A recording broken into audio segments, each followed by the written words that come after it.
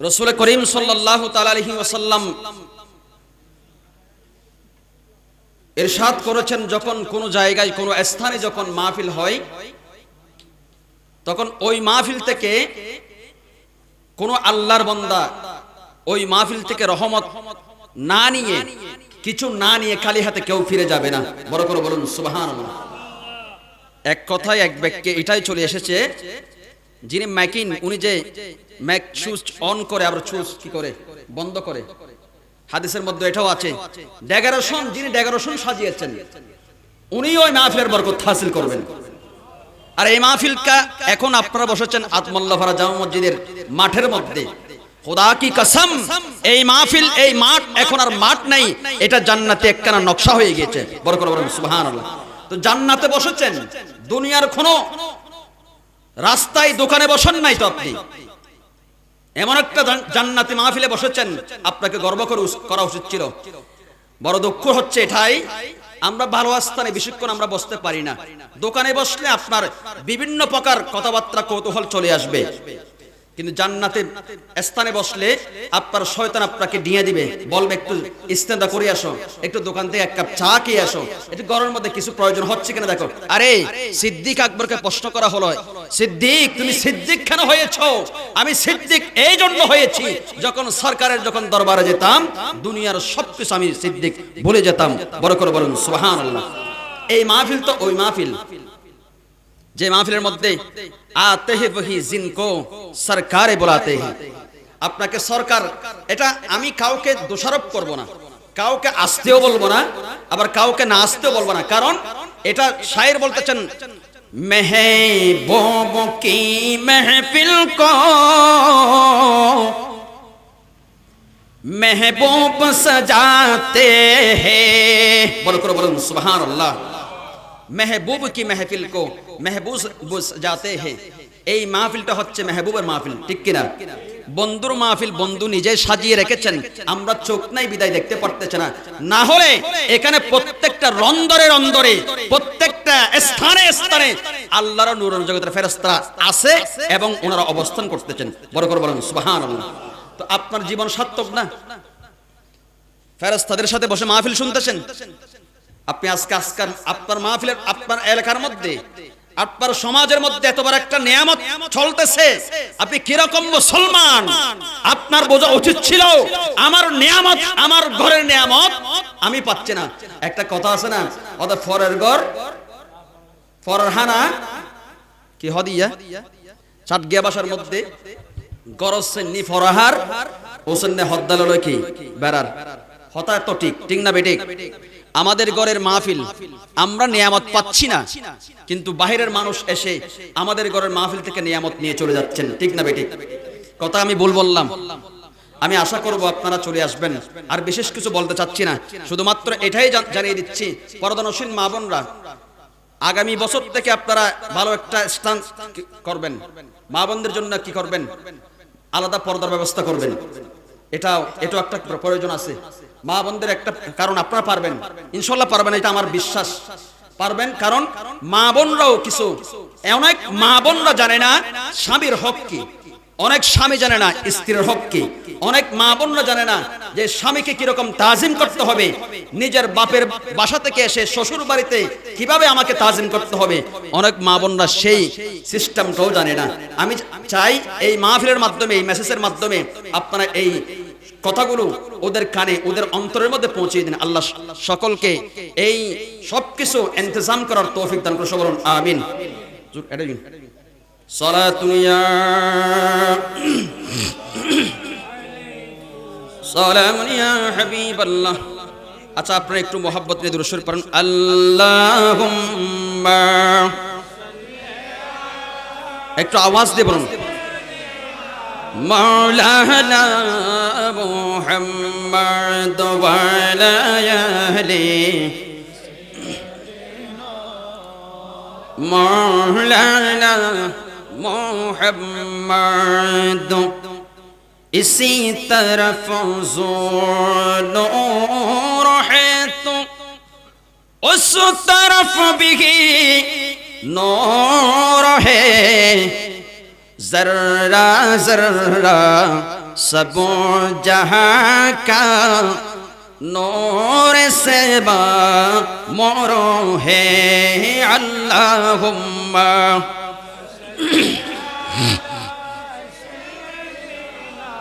मौलाना मुहम्मद वाला याले सय्यदीना ला फराबिल अर्श जिसको जो मिला उनसे मिला अड़ बढ़ती है को नई मैंने मतो रसूलुल्लाह की अल्लाहुम्मा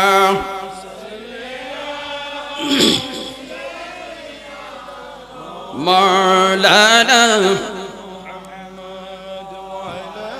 आहले सय्यद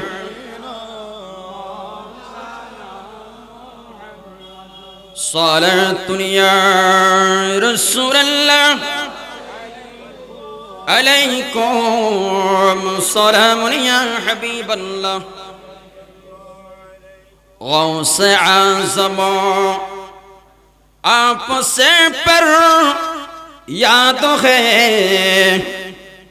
जिंदा पर ये पाको बिल्लतों कीजिए सलातुन या सलामुन या हबीबल्लाह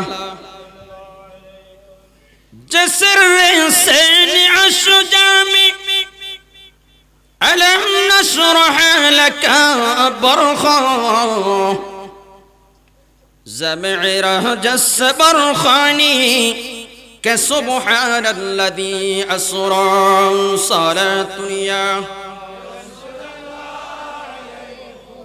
सलामुन या हबीबल्लाह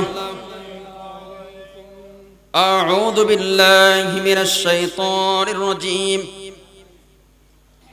बिस्मिल्लाहिर रहमानिर रहीम अला इन्ना औलिया अल्लाहि ला खौफुन अलैहिम वला हुम यहज़नून सदक़ल्लाहुल मौलाना अज़ीम वसदक़ रसूलुहुन नबियुल हबीबुल करीम वनहनु अला ज़ालिका मिनश शाहिदीन वश्शाकिरीन रब्बी सल्लि व सल्लिम व बारिक अलैहि खुदा के फजल से हम पर है साया गौसे आज़म का আপনারা পড়বেন না প্রত্যেক ইচ্ছা আছে একটু মোহাব্বত নিয়ে পড়ুন আমাকে গৌস পাকের বিষয় দিয়েছে সেজন্য একটু গৌস পাকের শানে একটু সানাহারি না করলে কি হয় खुदा के फजल से हम पर है साया गौसे आज़म का हमें दो नौ जहां में है सहारा गौसे आज़म का खुदा के फजल से हम पर है साया गौसे आज़म का हमें दो नौ जहां में है सहारा गौसे अल्लाहु अकबर या रसूल अल्लाह या गौसल मुस्तगिर मरहबा मुरीदी ला तहफ़ु के कर तसल्ली दी गुलामों का मुरीदी ला तहफ़ु के कर तसल्ली दी गुलामों का क़यामत तो तक रहा है क़यामत तो तक रहा है बेखौफ बंदा गौसे आज़म का खुदा के फजल से हम पर है साया गौसे आज़म का खुदा के फजल से हम पर है साया गौसे आज़म का। उपस्थित ঐতিহ্যবাহী পটিয়া থানার অন্তর্গত সুবর্ণন্ডি গ্রাম আদমোল্লাপাড়া জামে মসজিদ মাঠ প্রাঙ্গণে আদমোল্লাপাড়া জামে মসজিদ মাঠ প্রাঙ্গণে আয়োজিত আজিমুশ শান ঈদে মিলাদুন নবী সবাই বলুন সাল্লাল্লাহু তাআলা আলাইহি ওয়াসাল্লামের সম্মানিত সভাপতি উস্তাজুল মুকাররম উস্তাজে মুহিব্বি ও মুকাররমি এদেশের শত শত লাখ লাখ সুন্নি জনতার প্রাণস্পন্দন আমার শ্রদ্ধাভাজন শিক্ষাগুরু আমাদের এক কথাই বললে আমাদের আলোর দিশারি যাদেরকে দেখলে আমরা আল্লাহ এবং রসুলের কথা স্মরণ হয় উস্তাজুল মুকাররম শত শত লাখ লাখ সুন্নি জনতার প্রাণস্পন্দন এবং অসংখ্য উলামায়ে কেরামদের উস্তাদ উস্তাজে মুকাররমি জামিয়া আহমদিয়া সুন্নি আলিয়া মাদ্রাসার প্রধান মুফাসসির লেখক ও গবেষক বাতিলের আতঙ্ক সুন্নি জনতার অহংকার হুজুর আল্লামা ডক্টর আল্লামা মুফতি বখতিয়ার উদ্দিন আল কাদরি মাদ্দাজিলহুল আলী সাহেব এবং আজকের মাহফিলের যিনি প্রধান অতিথি প্রধান আকর্ষণ এদেশের সুন্নি জনতার লাখ লাখ সুন্নি জনতার প্রাণস্পন্দন সুন্নিয়তের মাঠে ময়দানে যাদের হেতামাত ছিল এখনো আছে অসংখ্য উলামায়ে কেরামদের উস্তাদ আঞ্জুমানে রজবিয়া নুরিয়া ট্রাস্টের সম্মানিত চেয়ারম্যান পীরে তরিকত আল্লামা হুজুর আবুল কাসেম নুরি মাদ্দাজিলহুল আলী এবং যিনি প্রধান বক্তা হিসেবে তকরির পেশ করবেন তরুণ প্রজন্মের আইডল শেখ মাওলানা মুফতি গোলাম রব্বানী কাসেমি মাদ্দাজিলহুল আলী এবং আমার ডানে যিনি অবস্থানরত অত্র মসজিদের সম্মানিত খতিবে মুকাররম সুন্নি জনতার নয়নমণি হযরতুল আল্লামা জনাবে মাওলানা ফয়সাল রাজা কাদরি মাদ্দাজিলহুল আলী এবং অত্র মসজিদের সম্মানিত ইমাম সাহেব যিনি দীর্ঘদিন যাবত এই মসজিদের মধ্যে খেদমত করে আসতেছেন এখন রয়েছেন আল্লাহ হিকমত দীর্ঘায়ু করো কারো আমার অত্যন্ত মহব্বতের স্নেহের ভাই সুদক্ষ হাফেজ কোরআন হযরতুল আল্লামা জনাবে মাওলানা সাইফুল ইসলাম আল কাদরি মাদ্দাজিলহুল আলী এভাবে উপস্থিত রয়েছেন মাওলানা ইলিয়াস আল কাদরি এবং মাওলানা ইসমাইল আল কাদরি সহ এবং অত্র এলাকার প্রবীণ আলেমদ্বীন জনাব মাওলানা আবু তাহের আল কাদরি সাহেব এবং আমি বলেই গিয়েছিলাম আমাদের এক পর্যায়ে হয়তো আমাদের সিনিয়র হবে মনে হয় আপনাদের এলাকার কৃতি সন্তান হযরতুল আল্লামা জনাব মাওলানা আব্দুল নূর মাদ্দাজিলহুল আলী আমি অপরাপর আগত সম্মানিত আশিক রসুল আশিকে বলি এবং প্রদানশীন আমার শ্রদ্ধাভাজন আমার অত্যন্ত মহব্বতের প্রদানশীন মা ও বোনেরা আমার সালাম গ্রহণ করবেন আসসালামু আলাইকুম ওয়া রাহমাতুল্লাহি তাআলা ওয়া বারাকাতুহু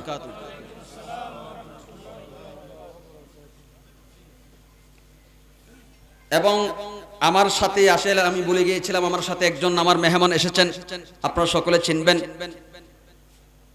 ফল্লে বিদ্যুৎ সমিতির ওনাকে অসংখ্য ব্যক্তিরা চিনেন। সুনামধন্য কন্ডাক্টর জনাব মোহাম্মদ শাহজাহান ভাই, উনি অত্যন্ত একজন সুন্নিমানা আশিক রাসূল, আলমদেরকে খুব মহব্বত করে। আমি গুনাহগার করে আলমরা যেখানে যাই, যেখানে এরকম মাহফিল হয়, এখানে যেতে পছন্দ করে। উনি উপস্থিত হয়েছেন। আল্লাহ আপনাদের সকলের উপস্থিতি কবুল করুক, সবাই বলুন আমিন। আসলে আমি অনেক কিছু বলে ফেলেছি, মনে কষ্ট আনবেন না, কিন্তু একটা কথা আছে না, ঘরের কথা ঘরের মানুষকে বলতে হয়। আপনাদের একজন পরিবারের সন্তান হিসেবে কথাগুলো বলেছি। আর একটা কথা,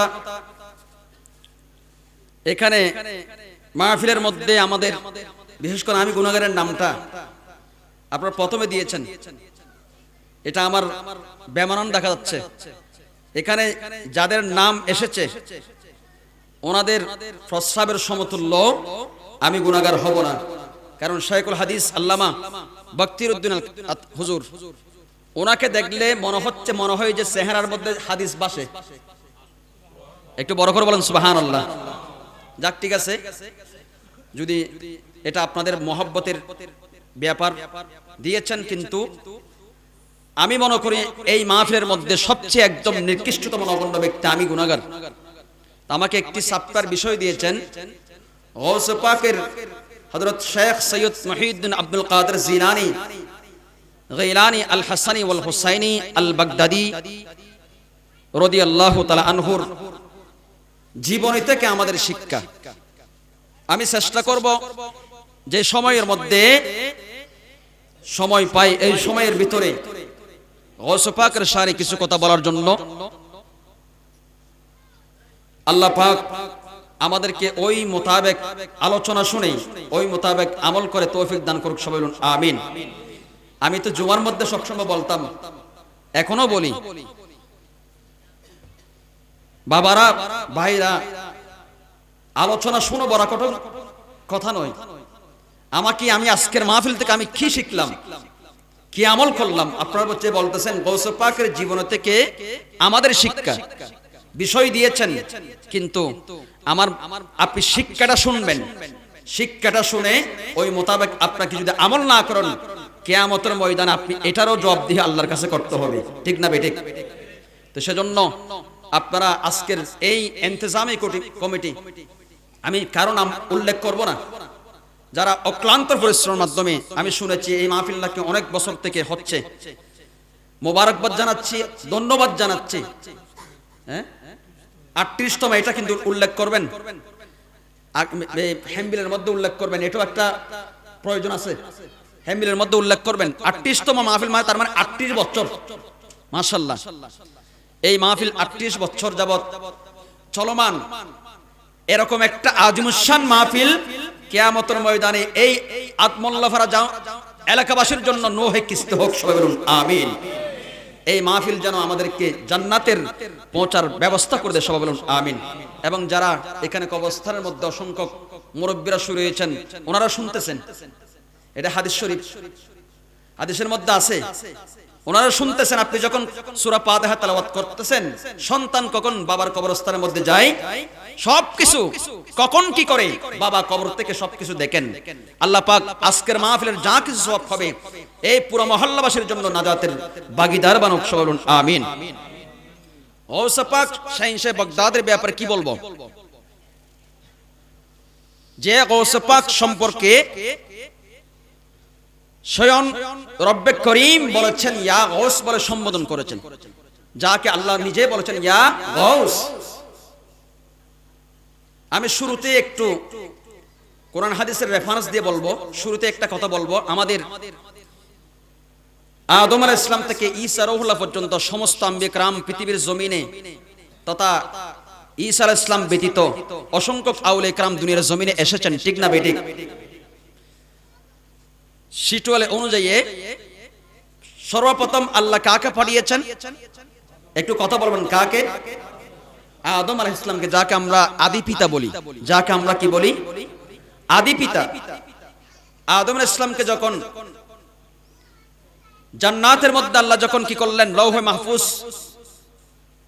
তথা আল্লাহ জান্নাতের মধ্যে বসবাস করার জন্য যখন আল্লাহ কি দিয়েছেন, সুযোগ করে দিয়েছেন, আদম আলাইহিস সালাম জান্নাত থেকে আল্লাহর সমস্ত নিয়ামত যেখানে যেখানে আছে এবং পৃথিবীর জমিনে শুরু থেকে শেষ পর্যন্ত যত মানুষ পৃথিবীর জমিনে আগমন করবেন, আদম আলাইহিস সালাম ওখান থেকে সবকিছু আল্লাহ তাকে দেখার সুযোগ করে দিয়েছেন।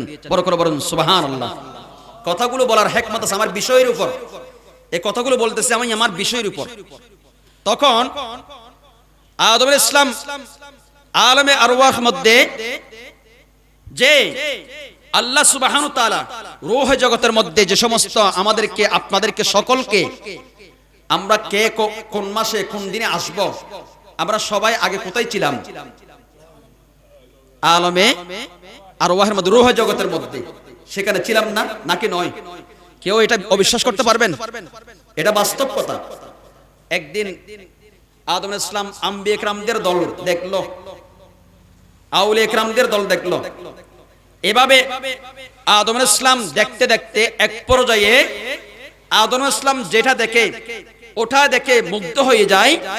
এক পর্যায়ে আদম আলাইহিস সালাম দেখলেন ওই সমস্ত রূহ জগতের যারা নেককার মুমিন সালেহিন ব্যক্তিগণ, আম্বিয়া কিরামগণ, সাহাবায়ে কিরামগণ, বিভিন্ন স্তরের মানুষগণ, ওনাদের এত জিকির, এত আল্লাহর তালবিয়া পাঠ করত যে আদম আলাইহিস সালাম বলতেছেন ওনাদের তালবিয়ার পাঠের এত যে সুর ছিল, এত যে ধ্বনি ছিল, এত যে প্রেম ছিল, ওই প্রেমের কারণে জান্নাতে হুররা পাগল হয়ে যেত। বড় করে বলুন সুবহানাল্লাহ। জগৎটা আউলিয়া কিরামদের রূহের যে স্টেটটা, যে ওনাদের একটা যে একটা সাপ্পার আছে, একটা দল আছে আউলিয়া কিরামদের, এখানে বাক আছে। ওনারা হচ্ছেন আম্বিয়া কিরামদের, ওনারা হচ্ছেন শহীদদের, ওনারা হচ্ছেন সাহাবায়ে কিরামদের, এভাবে একটা কি আছে সিস্টেম বাক আছে। দেখতে দেখতে আমার বাবা আদম আলাইহিস সালাম আউলিয়া কিরামদের ওই রূহে জগতের মধ্যে যারা আউলিয়া কিরাম দুনিয়ার মধ্যে ওলি বনবেন, যারা দুনিয়াতে ওলি বনবেন, তাদের স্থানটা তাদের দিকে কি গেল, চোখ গেল। দেখতেছেন ওখানে অসংখ্য আউলিয়া কিরাম, কিন্তু অসংখ্য আউলিয়া কিরাম আছে, কিন্তু অসংখ্য আউলিয়া কিরামদের নেতৃত্ব দিচ্ছেন মাত্র কয়জন? একটু কথা বলুন, কয়জন? একজন। অসংখ্য আউলিয়া কিরামদের নেতৃত্ব দিচ্ছেন মাত্র কয়জন? একজন। আমার প্রশ্ন হচ্ছে, আদম আলাইহিস সালাম আমাদের বাবা, আমাদের আদি পিতা আদম আলাইহিস সালাম প্রশ্ন করলেন, রব্বে করিম, এ আল্লাহ, আমি আম্বিয়া কিরামদের দল দেখলাম, শুহাদা কিরামদের দল দেখলাম, আমি এভাবে নন্দরে নন্দরে সেক্টরে সেক্টরে একটার পর একটা দেখলাম, আল্লাহ এই দলটা কি আউলিয়া কিরামদের দল কিনা? আল্লাহ বলেন, এ আদম, হ্যাঁ এটা তোমার আউলিয়া কিরামদের দল। এটা এই দল এমন দল যেই দলের আউলিয়া কিরামগুলো তোমার সন্তান হবে এবং পৃথিবীর জমিনে তারা এক একজন আবদাল আউলিয়া গৌস কুতুব বনবে। বড় করে বলুন সুবহানাল্লাহ। আদম আলাইহিস সালাম বলতেছেন, আল্লাহ বুঝলাম, আমার প্রশ্ন হচ্ছে এখানে একজন ব্যক্তি নেতৃত্ব দিচ্ছেন, নেতৃত্ব দেওয়া এটা এখান থেকে নয়, যে কোনো একটা অনুষ্ঠানের মধ্যে, যে কোনো মেলার মধ্যে, যে কোনো কাজের মধ্যে একজন লিডার থাকে, ঠিক না বেঠিক? এটা ওখান থেকে আলেম আরওয়াহ থেকে হয়ে আসছে। আদম আলাইহিস সালাম প্রশ্ন করলেন, আল্লাহ এখানে যে একজন ব্যক্তি সবার সেরা, যে যাকে সবাই মানে, যাকে সবাই শ্রদ্ধা করে, রব্বুল আলামিন, আমার প্রশ্ন হচ্ছে এই যে সবার সেরা যিনি নেতৃত্ব দিচ্ছেন, ওনার চেহারার মধ্যে আমি একটি নূরখানা দেখতে পারতেছি, আমি একটি চেহারা আনোয়ারের আমি সৌন্দর্য দেখতে পারতেছি। তার মানে ওনার চেহারার মধ্যে আমি আমার দয়াল নবীর নূরানি চেহারার ঝলক দেখতেছি। বড় করে বলুন সুবহানাল্লাহ। ওনার চেহারার মধ্যে আমার দয়াল নবীর সরকারে দু আলমের তথা আদম আলাইহিস সালাম জানতো, নবী না হলে আমি আদম হতাম না, ঠিক না বেঠিক? আদম আলাইহিস সালাম বলতেছেন, লাউলা মা খালাকতুল আফলাক, আল্লাহ ঘোষণা দিয়েছেন আপনি যেই নবীকে সৃষ্টি না করলে আমি আদম সৃষ্টি হতাম না। আল্লাহ আমার প্রশ্ন হচ্ছে উনি কে? ওনার চেহারার মধ্যে আমার দয়াল নবীর নূরানি আরওয়ারের চেহারার আমি প্রতিচ্ছবি দেখতে পারতেছি। বড় করে বলুন সুবহানাল্লাহ। কথা সংক্ষেপ, আল্লাহ বলেন আদম উনি তোমার সন্তান। হয়তো মানলাম আল্লাহ আমার সন্তান, উনি কে? উনি তো একজন আউলিয়া কেরাম। হয়তো উনি শুধু আউলিয়া কেরাম নয়, উনি ইমামুল আউলিয়া। উনি কে? একটু কথা বলুন, কে? ইমামুল আউলিয়া। আদম উনি এমন একজন ব্যক্তি, উনি এমন একজন মহাপুরুষ যিনি হবেন ইমামুল আম্বিয়া। ইমামুল আম্বিয়া পৃথিবীর মধ্যে যত আউলিয়া কেরাম দুনিয়ার জমিনে তশরিফ আনবেন, ওই সমগ্র আউলিয়া কেরামদের প্রেসিডেন্ট হবে আমার গৌসুল আজম আব্দুল কাদের জিলানী। বড় করে বলুন সুবহানাল্লাহ। গৌসুল আজম আব্দুল কাদের জিলানী, হ্যাঁ হয়তো ওনার নাম হবে মহিউদ্দিন। মহিউদ্দিন আল্লাহ বুঝলাম মহিউদ্দিন হবে, কিন্তু ওনার চেহারার মধ্যে আমার নবীর নূরানি চেহারার ভাব দেখতেছি কেন? এই কারণ আছে। গৌস পাক শাইখে বাগদাদ নুজাহাতুল মাজালিস কিতাবের মধ্যে রয়েছে, অসংখ্য কিতাবের মধ্যে রেফারেন্স রয়েছে যে গৌস পাক মায়ের বংশোদ্ভূত। কি মায়ের বংশোদ্ভূত? উনি আল আওলাদ রাসূল, এবং বাবার বংশোদ্ভূত উনি আওলাদ রাসূল। তো আওলাদ রাসূলের বংশের দিক থেকে আওলাদ রাসূলের যিনি আওলাদ, রাসূলের যিনি বংশধর, ওনার চেহারার মধ্যে রাসূলের ঝলক থাকবে নাকি অন্য কিছু থাকবে? ঠিক না বেঠিক? সেজন্য উনি হচ্ছেন আমার রাসূলের বংশধর। বড় করে বলুন সুবহানাল্লাহ। গৌস পাক কে প্রশ্ন করা হলো, ইয়া গৌস পাক মহিউদ্দিন নুজাহাতুল মাজালিস কিতাবের মধ্যে লিখতেছেন আপনি যে মহিউদ্দিন আব্দুল কাদের জিলানী, আপনি তো একজন মহাপুরুষ, আল্লাহর ওলি। হ্যাঁ। কদমি আলা রাগবাতি কুল্লি ওয়ালিয়্যিল্লাহ। আবার গৌস পাক বলতেছেন কসিদা শরীফের মধ্যে ওয়া কুল্লু ওয়ালিয়্যিন আলা কদমিন ওয়া ইন্নী আলা কদমিন নবী বদরিল কামালিন। আসসালামু আসসালামু ইবাদু শাহে। আমার গৌস পাককে প্রশ্ন করা হলো, ইয়া মহিউদ্দিন আব্দুল কাদের জিলানী, আপনি কখন থেকে, কোন সময় থেকে, কোন কাল থেকে আপনি যে বুঝতে পারলেন আল্লাহর একজন ওলি? মানুষ তো সময় লাগে, সাধারণত 10 বছর যে বালেগ হতে একটা সময়ের ব্যবসাবার আছে না, বালেগা সাবালেগা নাবালেগা একটা ব্যবসাবার আছে। আপনাকে প্রশ্ন করা হলো আপনি যে আল্লাহর ওলি সেটা কখন বুঝতে পারলেন? গৌস পাক এক রেফারেন্সের মধ্যে এসেছেন 10 বছর, আর এক রেফারেন্সের মধ্যে 8-9 বছর এরকম রেফারেন্স আছে। আমি যখন মক্তবে যখন কোরআন শিক্ষার জন্য যখন যাচ্ছিলাম, আমি গৌস পাক যাওয়ার সময় আমি গৌস পাক আব্দুল কাদের জিলানী যখন মাদ্রাসার মধ্যে যখন যাচ্ছিলাম, আমি কোরআন শরীফ হাতে নিয়ে যাচ্ছিলাম। আমি মাদ্রাসা নিজামিয়ার মধ্যে আমি যখন দরস তথা পাঠদান করতে যখন যাচ্ছিলাম, শরীয়তের জ্ঞান, তরিকতের জ্ঞান, তাসাউফের জ্ঞান আমি গৌস পাক অর্জন করার জন্য, ইলমে দ্বীন অর্জন করার জন্য আমি যাচ্ছিলাম মাদ্রাসায়। কিন্তু আমি যাওয়ার সময় দেখলাম আমার ডানে এবং বামে আল্লাহর নূরানি জগতের ফেরেশতারা আমার সঙ্গে সঙ্গে যাচ্ছিলেন। বড় করে বলুন সুবহানাল্লাহ। তখন শুধু যাচ্ছিলেন না, মাদ্রাসায় যখন পদার্পণ করলাম, পদার্পণ করার আগেই মাদ্রাসার ছাত্রদেরকে ডাক দিচ্ছেন, এই মাদ্রাসার ছাত্ররা তোমরা বসে আছো, তোমরা কি জানো এখন কে এসেছে? আল্লাহর ওলি এসেছে, ওলিকুল সম্রাট এসেছে। আল্লাহর ওলি বসার জন্য তোমরা জায়গা করে দাও। বড় করে বলুন সুবহানাল্লাহ।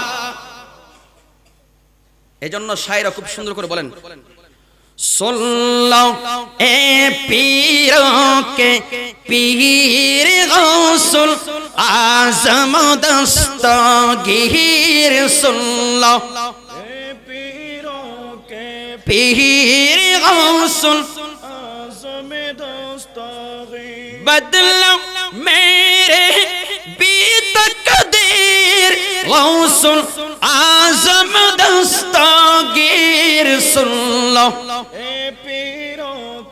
পীর গৌসুল আজম দস্তগীর সালাতুনিয়া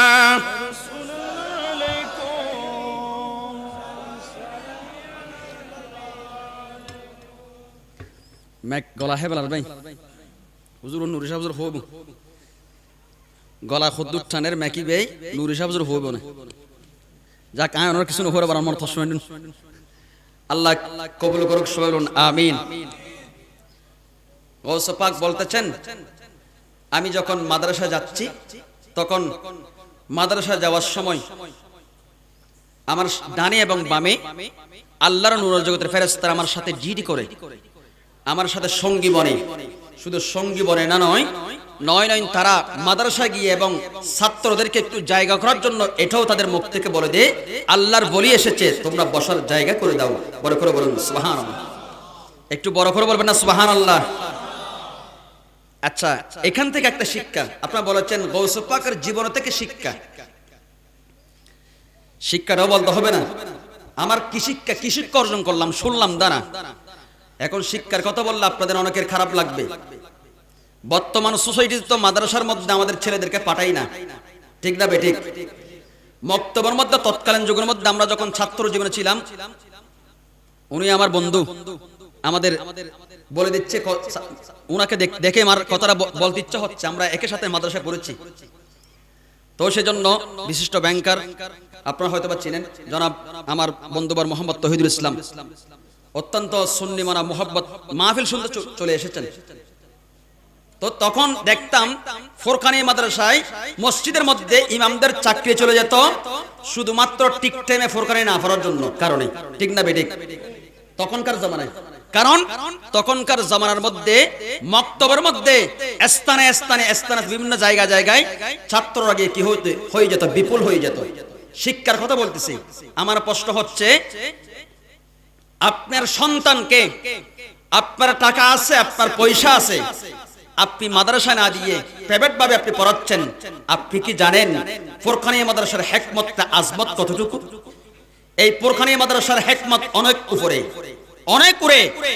মুসা আলাইহিস সালাম একদিন একটা কবরস্থানের সামনে দিয়ে যাচ্ছিলেন, শিক্ষার কথা বলতেছি, আমি আমার বিষয়ের মধ্যে আছি, বুঝবেন। আবার মুসা আলাইহিস সালাম যাচ্ছিলেন, হঠাৎ করে দেখলেন একটা কবর থেকে, কবরস্থানের সামনে দিয়ে যখন যাচ্ছেন, কবর থেকে জাহান্নামের আগুন বের হচ্ছে। কিসের আগুন? জাহান্নামের আগুন।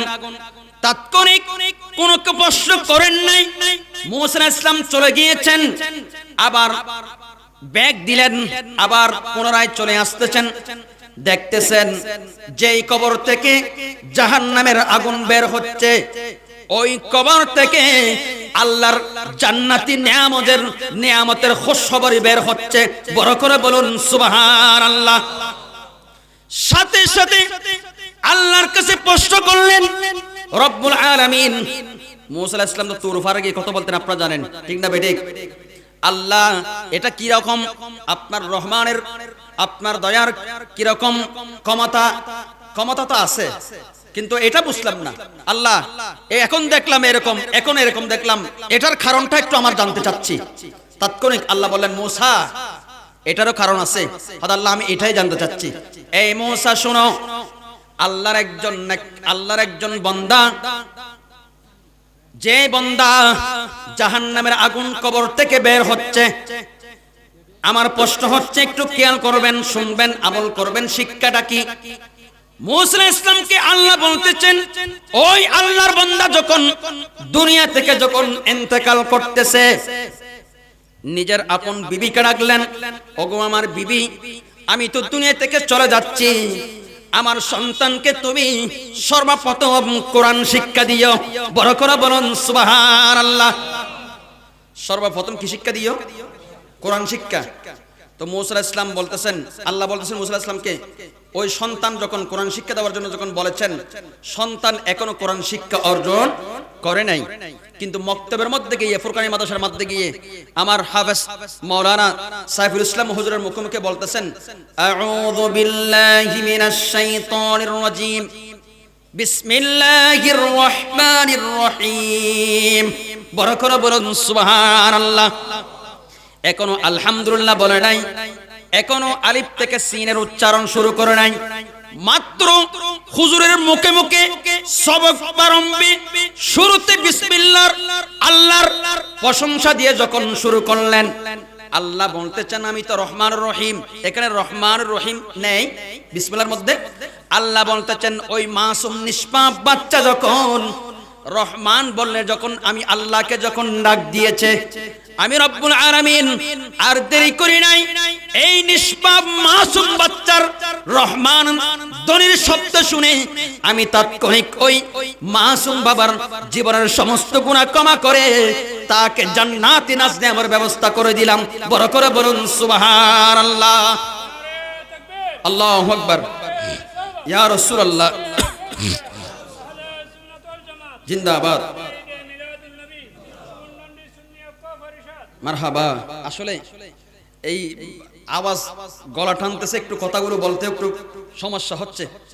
যা হোক, এই জন্য শিক্ষাটা এই জন্য কেন বললাম, গৌসে পাক বুঝিয়ে দিয়েছেন পৃথিবীর মানুষকে যে আমি গৌসে পাক তো মায়ের গর্ভ থেকে 18 পারা কোরআন শরীফ মুখস্থ করে এসেছি, ঠিক না বেঠিক? তো উনি তো চাইলে মক্তবে গিয়ে মক্তবে যাওয়ার কোনো প্রয়োজনও ছিল না। যিনি মায়ের পেট থেকে 18,000 পারা কোরআন শরীফ মুখস্থ করে আসতে পারে, ওনাকে মক্তবে গিয়ে কোরআন শরীফ পড়ার কোনো দরকার আছে? তো মক্তবের হিকমতটা আলাদা। এটা আমাদের অনেক পূর্বপুরুষরা এবং সুফিবিদ্যা মুহাদ্দিসে কেরাম, শাইখুল হাদিসগণ এবং বিভিন্ন ফুকাহে কেরাম এটাই শিক্ষা দিয়েছেন যে মক্তবে যাওয়ার হিকমতটা হচ্ছে অনেক বড় লাভবান। বড় করে বলুন সুবহানাল্লাহ। গৌসে পাক সম্পর্কে কি বলবো, উনি এমন একজন আল্লাহর ওলি ছিলেন যে গৌসে পাক থেকে আমি কি শিক্ষা অর্জন করব। আমি তো বললাম আমাদের সমাজের মধ্যে এমন কতগুলো মানুষ রয়েছে যারা সারা রাত মাহফিল শুনে কিন্তু ফজরের নামাজ চলে যায় ঘুমের মধ্যে। মাহফিল আর শুনেছেন সারা রাত, কিন্তু ঘুমের মধ্যে মাহফিল চলে গিয়েছে। কোথায় কিরকম মাহফিল, কিরকম হুজুর মাহফিল শুনেছি, মাহফিলের মধ্যে বলেছেন 5 ওয়াক্ত নামাজ পড়া কি ফরজ, পড়তে হবে। আমার গৌসে পাকও পড়েছেন, কিন্তু আমি ফজরের নামাজ ঘুমের মধ্যে চলে গিয়েছে। সারা রাত এই মাহফিল শোনার কোনো লাভ হবে? কথা বলুন, লাভ হবে? লাভ হবে না। মাহফিল এটা তো মুস্তাহাব, নফল ইবাদত, করলে সওয়াব, না করলে কি নেই, গুনাহ নেই। হ্যাঁ, করলে কিন্তু এটা নাজাতের মাফকাঠি হবে। এই মাহফিল আমাকে জান্নাতের মধ্যে কি নিয়ে যাবে। কিন্তু আমি এই মাহফিল থেকে কি শিক্ষা অর্জন করলাম, এই মাহফিল থেকে যে গৌসে পাকের বিষয় থেকে আমি এই শিক্ষা আমাকে অর্জন করতে হবে। গৌসে পাক এমন একজন আল্লাহর বলেছিলেন যিনি ইশারার নামাজের উজু দিয়ে 40 বছর নামাজ আদায় করেছিলেন। বড় করে বলুন সুবহানাল্লাহ। এখন তো ইশারার নামাজের উজু দিয়ে 40 বছর ফজরের নামাজ পড়েছে। তো আমি কয় বছর পড়েছি? হুজুর আমি কয় বছর পড়ব? আমার শিক্ষা হচ্ছে এটাই, আমি আমাদের মধ্যে এমন কতগুলো মানুষ আছে যারা সাপ্তাহিক একদিন জুমার মধ্যে আসি, এরকম মানুষ আছে, ঠিক না বেঠিক? কিন্তু বড় আফসোসের বিষয় হচ্ছে আমাকে শুধু ওয়াজ শুনলে হবে না। আমি 38তম মাহফিল থেকে আমি এই শিক্ষা কি অর্জন করলাম? আচ্ছা, 38তম মাহফিল করতেছেন, অনেক মানুষ তো 38 বছর হায়াত না পেয়ে ইন্তেকাল করে, যেরকম আছে, ঠিক না বেঠিক? নিঃশ্বাসের কোনো বিশ্বাস আছে? হায়াতের কোনো বিশ্বাস আছে? বিশ্বাস নাই। হায়াতের কোনো বিশ্বাস নাই, হায়াতের কোনো গ্যারান্টি নাই। কিন্তু আমার প্রশ্ন হচ্ছে এই হায়াত আপনাকে কাজে লাগাতে হবে। এই হায়াত আপনাকে কি করতে হবে? কাজে লাগাতে হবে। আমার প্রশ্ন হচ্ছে গৌসে পাকের মাহফিল, গৌসে পাকের বিষয় দিয়েছেন আমাকে বলার জন্য। গৌসে পাক উনি এমন একজন ব্যক্তি ছিলেন যিনার থেকে আমি শিক্ষা এটাই অর্জন করব, যিনি কখনো জীবনে এক ওয়াক্ত নামাজ কাজা করেন নাই। বড় করে বলুন সুবহানাল্লাহ। আল্লাহ পাক আমাদেরকে এই আজকের মাহফিল থেকে 5 ওয়াক্ত নামাজ আদায় করার, শিক্ষা অর্জন করার তৌফিক দান করুন। সবাই বলুন আমিন। সালাতুন ইয়া রাসূলুল্লাহ, সালামুন ইয়া হাবিবাল্লাহ। আমার গৌসে পাক বলতেছেন আল্লাহর দুইখানা সিফতি নাম রয়েছে। কয়খানা? দুইখানা। 99টা নাম আছে নাকি নাই? তো তন্মধ্যে আল্লাহর 2টা সিফতি নাম, ওই গুণবাচক নামের মধ্যে একটি নাম হচ্ছে গফফার, আর একটি নাম হচ্ছে কি? সত্তার। একটি নাম হচ্ছে গফফার, আরেকটার নাম হচ্ছে সত্তার। এই কথাগুলো শুনবেন, কারণ এই কথা থেকে অনেক কিছু শিকার আছে। গৌস পাক বলতেছেন আল্লাহর দুইটি নামের মধ্যে, 99 নামের মধ্যে অন্যতম দুইটি নাম হচ্ছে, একটা হচ্ছে গফফার আর একটা হচ্ছে কি সত্তার। আচ্ছা, গফফার নামের অর্থ কি? এটা তো সহজ কথা। আল্লাহ ইয়া গফফারু, আল্লাহ আপনার নাম তো গফফার, আপনি হচ্ছেন ক্ষমাকারী, আপনার গফফার নামের ওসিলায় আমাদের জীবনের গুনাহ মাফ করে দিন, এরকম আমরা বলি না? গফফার অর্থ হচ্ছে কি? ক্ষমাকারী, ক্ষমা করে দে। আল্লাহর নাম তো গফফার। আমার গৌস পাক বলতেছেন আল্লাহর এই গফফার নামের ওসিলায় আল্লাহ আমাদেরকে, আমাদের সমস্ত পাপকে, সমস্ত গুনাহকে আল্লাহ কি করে দেন? আমাদেরকে আল্লাহ আমরা যখন আল্লাহর কাছে যখন ডাক মারি, আমাদেরকে আমরা মাফ করে, আল্লাহ আমাদেরকে মাফ করে দেন। কিন্তু বড় দুঃখের বিষয় হচ্ছে আমার গৌস পাক বলতেছেন আমাদের মধ্যে এমন কতগুলো মানুষ আছে, এমন শ্রেণীর কতগুলো মানুষ আছে যারা অফিসের মধ্যে এবং বিভিন্ন প্রতিষ্ঠানের মধ্যে, বিভিন্ন স্থানে, বিভিন্ন জায়গায়, যে কোনো স্থানে, এটা সংসারের ক্ষেত্রে হোক, অফিসের ক্ষেত্রে হোক, ব্যবসায়িক প্রতিষ্ঠানে হোক, যে কোনো প্রতিষ্ঠানের ক্ষেত্রে একজন ছোট বড় এবং সিনিয়র জুনিয়র আছে কি নেই? আছে কি নেই? আছে। সিনিয়র জুনিয়র ক্ষেত্রে যখন একজন জুনিয়র ব্যক্তি যখন সিনিয়র কাছে যখন একটা ভুল করলো, তখন ওই সিনিয়র ব্যক্তিটি জুনিয়র ব্যক্তিকে কি দমক দেয় না? দেখি দেয় না? একটু মনোযোগ দিয়ে শুনবেন, এটা অনেক গুরুত্বপূর্ণ কথা। জুনিয়র ব্যক্তিকে দমক দেয়। আমার কথা হচ্ছে এই দমক যে দেয়, এই ধমকটা কি আমি কি দিচ্ছি, আমার কতটুকু দেওয়া উচিত, এবং এখান থেকে আমাকে ওই ব্যক্তিকে কতটুকু সহানুভূতি দেখা উচিত? গৌস পাক এটাই বোঝাচ্ছেন যে আল্লাহর গফফার নামের ওসিলায় আমরা তো ইয়া গফফারু বলে আল্লাহর সিফাতের নামগুলো আমরা কি করি? স্মরণ করি। কিন্তু ওই গফফার নামের মধ্যে কি হিকমত রয়েছে এটাই বোঝাচ্ছে গৌস পাক। বিশ্ববিখ্যাত মুফাসসিরে কুরআন, বিশ্ববিখ্যাত ফকিহ আল্লামা হযরতে হাসান বসরি, হযরতে ইমাম হাসান বসরি রাহমাতুল্লাহ আলাইহি, উনি ওনার দরবারে কি আসলো? কিছু মেহমান আসলো। কিছু কি আসলো? হাসান বসরির দরবার কি আসলো? হাসান বসরির নাম শুনেন নাই আপনারা? বিশ্ববিখ্যাত মুহাদ্দিস, বিশ্ববিখ্যাত মুফাসসির ছিলেন উনি। ওনার দরবারে মেহমান আসলো। মেহমান যখন আসলো, মেহমানদারি করার জন্য একজন বাবুর্চি, একজন হাদেম প্রয়োজন আছে কি নাই? আজান দেন, মাইক বন্ধ করে দেন। হ্যাঁ, 12 বাজে।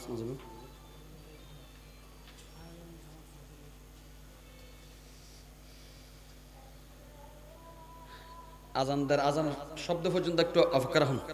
আজানের জবাব দেন কি ওয়াজিব, অবশ্য তারা গিয়ে আজান নান দন পর্যন্ত অপেক্ষা করুন।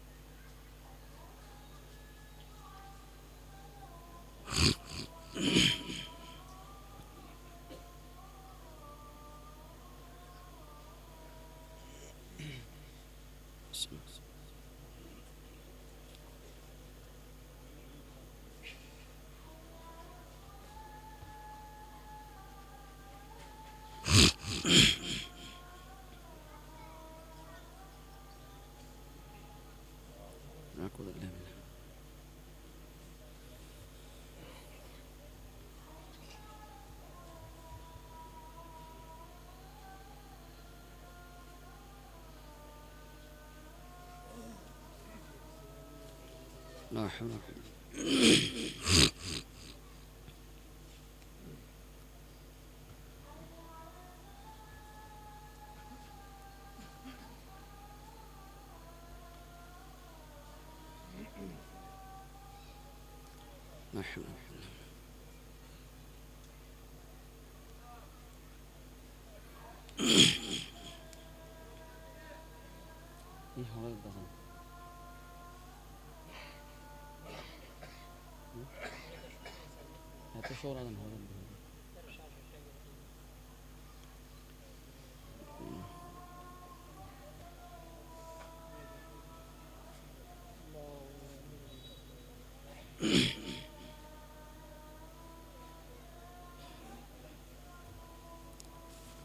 اللهم صل على سيدنا محمد والفضيلة والدرجة في السماء قام محمد الذي وضع وارزقنا شفاعته يوم القيامة إنك لا تخلف الميعاد برحمتك مجدون أي صلاة يا رسول الله عليكم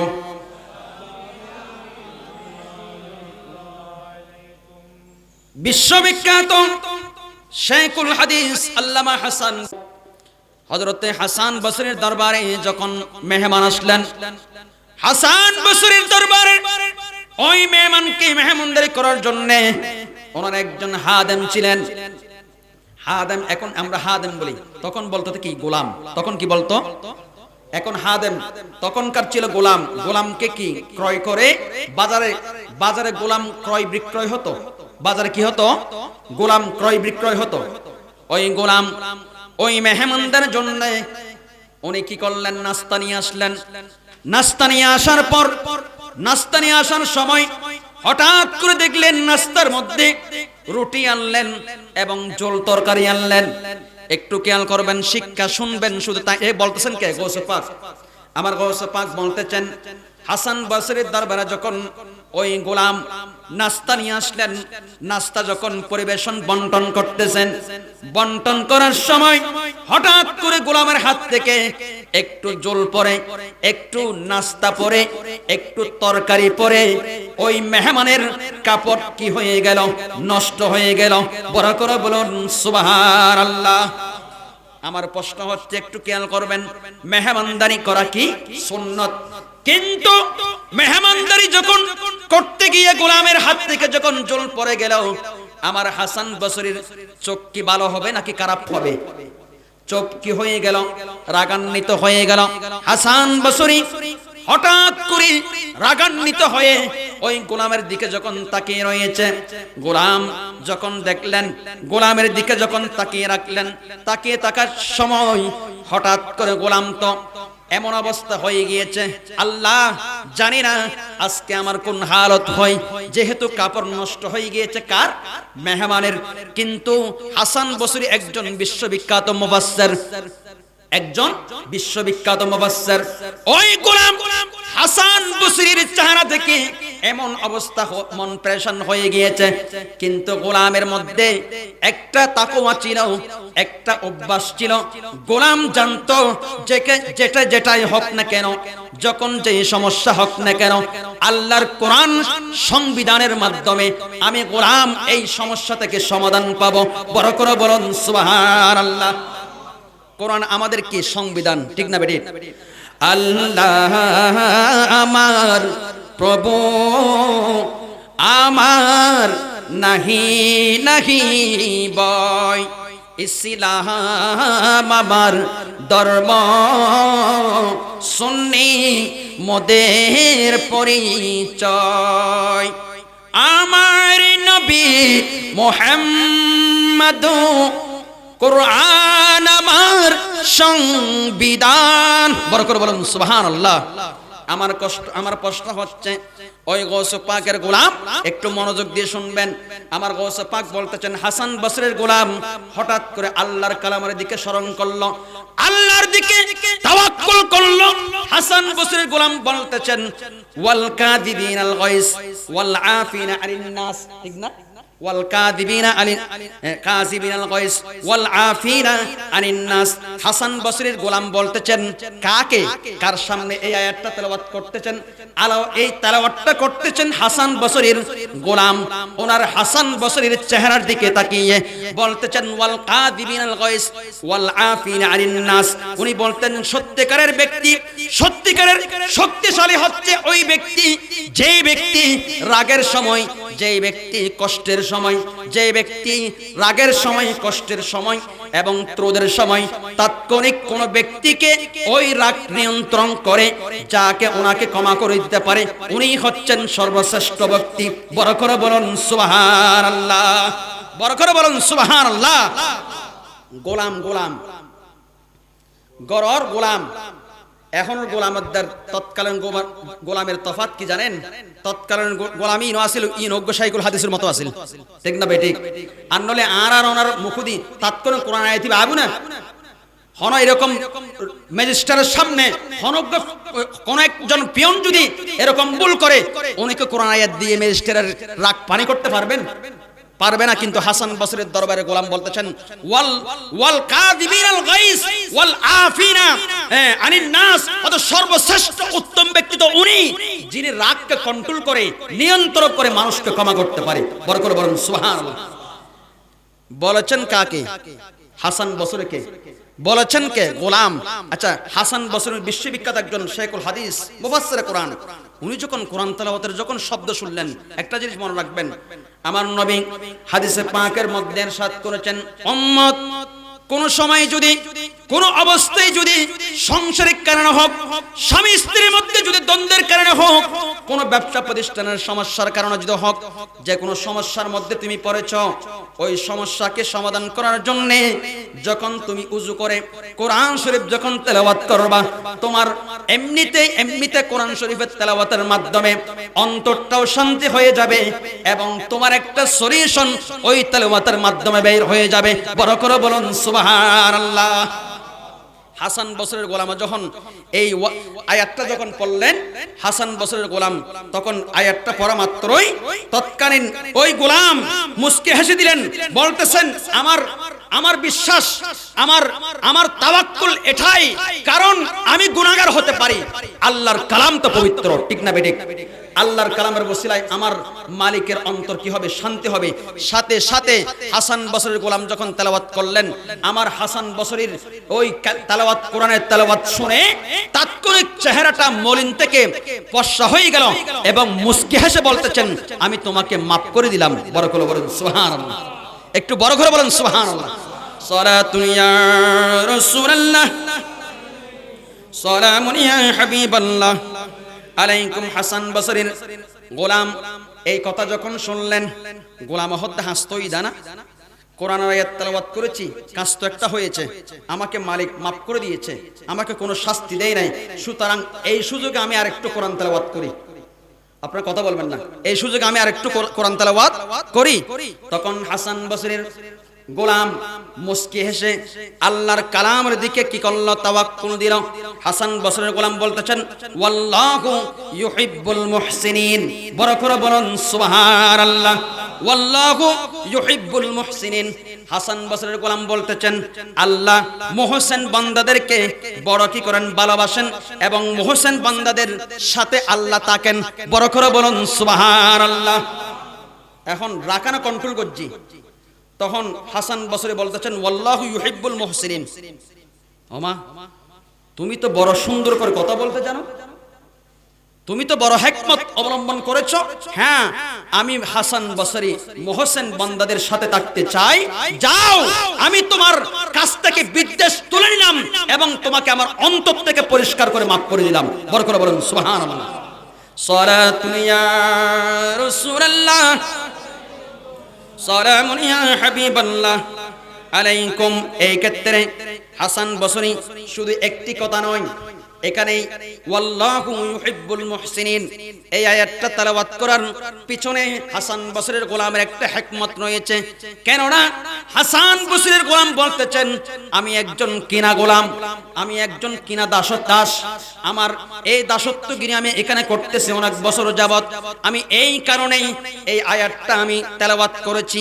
আমার হাসান বসরি বলতেছেন, এই আমার গোলাম, যাও যাও, আমি শুধু তোমাকে ক্ষমা করি নাই, নয়, আজ থেকে আমি হাসান বসরির দরবার থেকে আমি তোমাকে চিরদিনের জন্য আমি আজাদ করে দিলাম। বড় করে বলুন সুবহানাল্লাহ। আল্লাহু আকবার। ইয়া রাসূলুল্লাহ, ইয়া গাউসুল মুস্তাকিম, জিন্দাবাদ। মারহাবা।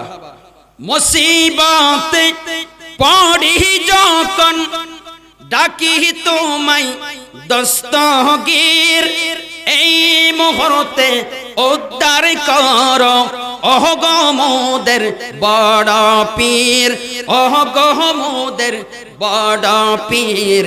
নাহি তুলনা বিশ্বে তোমার, নাই তুলনা বিশ্বে তোমার, তুমি মেহবুবে সুবহানী আব্দুল কাদের জিলানী। ওহলি দিগের রাজা মহারাজ পড়ুন না, কানি আব্দুল কাদের জিলানী। সালাতু ইয়া রাসূলুল্লাহ, সালামুন ইয়া হাবিবাল্লাহ। আমি যেটা বলতে চাইছিলাম, আল্লাহর কালামের মধ্যে আমার কথা শেষ, আমার কথা শেষ।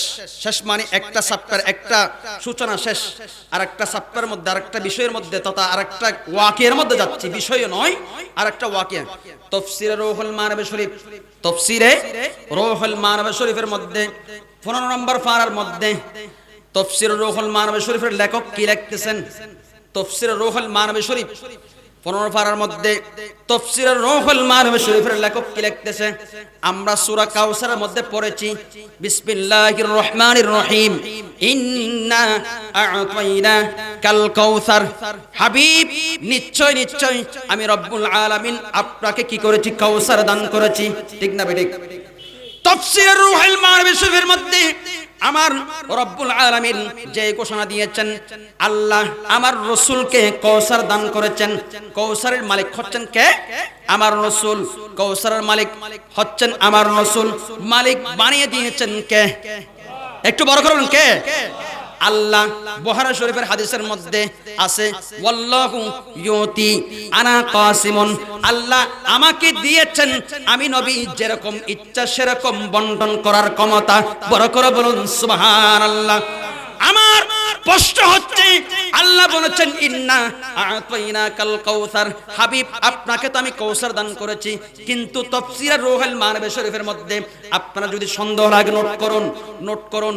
15 পারার মধ্যে লিখতেছেন, আল্লাহ আমার নবীকে যেরকম কাউসার দান করেছেন, ওরকম একটা কাউসারের মালিক আমার গাউসে পাককে দান করেছেন। বড় করে বলুন সুবহানাল্লাহ। হুজুর ইবে কইলে হতাবার অনত হতা তো বেরেন না হতে লাগবে আল্লাহর। সালাতুন ইয়া রাসূলুল্লাহ আলাইকুম সালামুন ইয়া হাবিবাল্লাহ। আসলে আমি তো আলোচনা গোছাতে পারলাম না, জানার সময় হয়ে গিয়েছে, তো শেষ করে দিতে হচ্ছে। নামাজের পরে যদি সুযোগ হয় তাহলে বাকি আলোচনা নামাজের পরে করব। ওয়া আখিরু দাওয়ানা আলহামদুলিল্লাহি রাব্বিল আলামিন। আসসালামু আলাইকুম ওয়া রাহমাতুল্লাহ।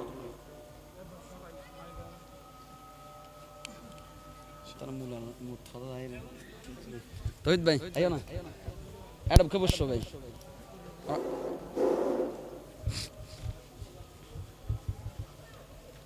الصلاة والسلام عليك سيدي يا رسول الله. الصلاة والسلام عليك سيدي يا حبيب الله. الصلاة والسلام عليك.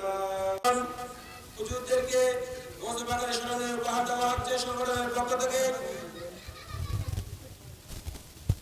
নারে তাকবীর, আহলে সুন্নাত ওয়াল জামাত জশ্নে জুলুশে ঈদে মিলাদুন নবী সাল্লাল্লাহু আলাইহি ওয়াসাল্লাম। मेरे पहचानो है गम मुझे क्यों कर सताए, गम मुझे क्यों कर सताए, आपके होते हुए।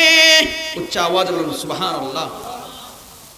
এটা যেহেতু নবীর মাহফিল, রসুলের শানে, সরকারের শানে মানকাবাত এখানেই শোভা পাই। ঠিক না বেঠিক?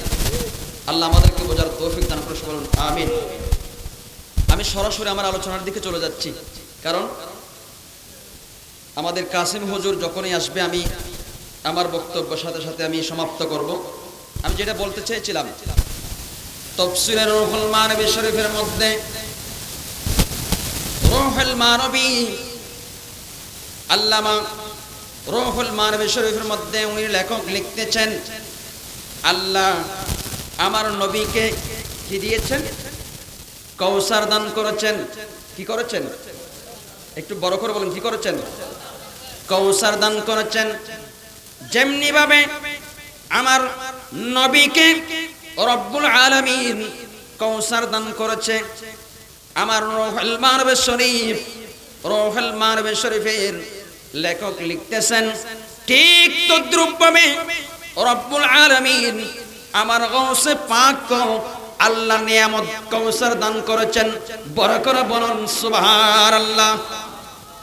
আমার প্রশ্ন হচ্ছে, আল্লাহ সুবহানাহু ওয়া তাআলা তাফসীর রুহুল মানবী শরীফের মধ্যে রুহুল মানবী যেটা বয়ান করেছেন, আল্লাহ আমার নবীকে কৌসার দান করেছেন, উনি বলতেছেন ঠিক তদ্রূপভাবে গৌসে পাক কি করেছেন?